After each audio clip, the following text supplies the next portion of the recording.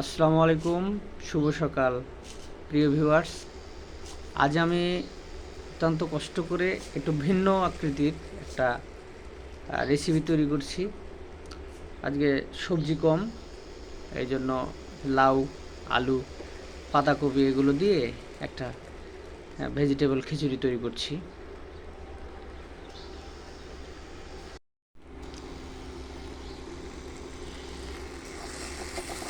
এই যে দেখতে পাচ্ছি, এখন আমরা কিছু ধনেপাতা ছিটে দিলাম।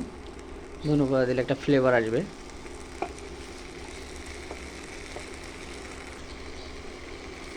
একটু পানি কম হয়ে গেছে, একটু পানি দিয়ে এটাকে মাখিয়ে নিচ্ছি। এবার একটু গুঁড়া দিচ্ছি, মশলার গুঁড়া। এখানে সব ধরনের মশলাই আছে, গরম মশলা বলতে পারি, জিরাও মিক্সড আছে।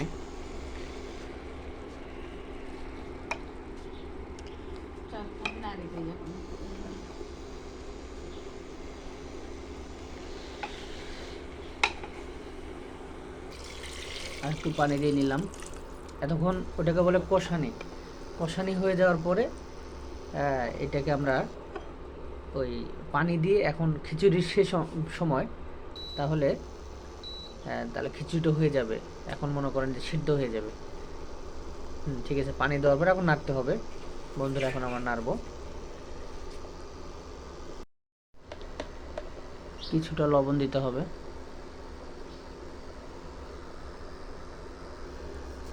লবণ দেওয়ার পর একটু নেড়ে দিই।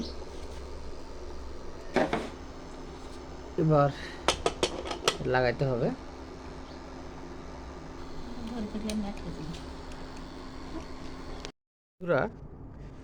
কিছুটা সময় লাগবে খিচুড়ি হতে, এই জন্য আপনাদের একটা প্রাকৃতিক পরিবেশ দেখাচ্ছি, যেটা আমার প্রিয় একটা জায়গা। সকালের কুয়াশাচ্ছন্ন একটা শীতের সকাল।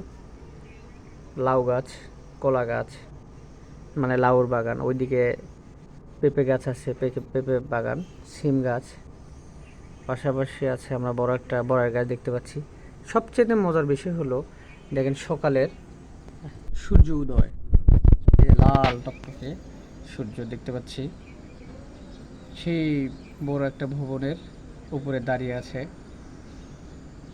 কি একটা দারুণ পরিবেশ। আসলে গ্রাম বাংলার লোকেরা এইরকম পরিবেশে থাকে বলেই তারা সুস্থ থাকে। আমরা যারা শহরে বা এইরকম ইট কাঠের পাথরে, তারপরে ধুলোবালির মধ্যে থাকি, আমরা আসলে তেমন সুস্থ থাকি না। যাই হোক, এতক্ষণে মনে হয় আমাদের খিচুড়ি হয়ে গেছে।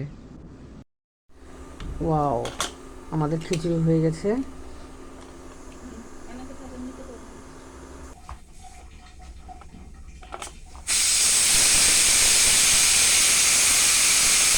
এরকম না করলে এটা খোলা যাচ্ছে না, তাই একটু হাওয়াটা বের করে দিচ্ছি।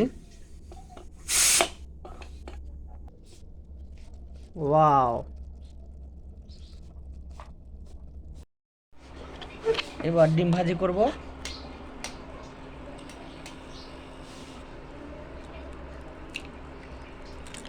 ওয়াও,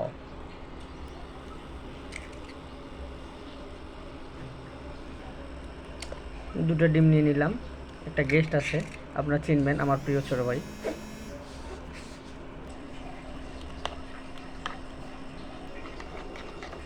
তেল দিচ্ছি।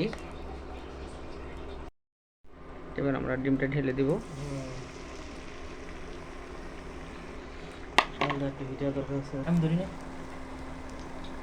একটু বাড়িয়ে দিই।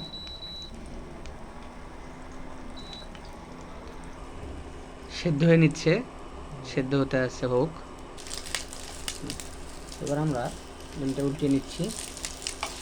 এক পাশে তাছাড়া পুড়ে যাচ্ছে। এই তারেক ভাই খুব সুন্দর রাঁধুনি, দেখো, উনি রাঁধছে। একটু আমাকে দেখাইতে পারো? ভালো করে উনি ডিম ভাজতেছে। সকালবেলা শীতের সেই ফ্রেশ আমেজ আমাদের মধ্যে বিরাজ করছে।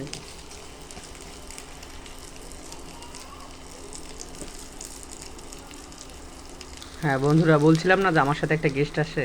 এই গেস্ট হলো আমার প্রিয় ছোট ভাই পারভেজ। হাই। হ্যাঁ, দেখতে আসলাম সকালে ডিম ভাজি এবং বিভিন্ন খিচুড়ি।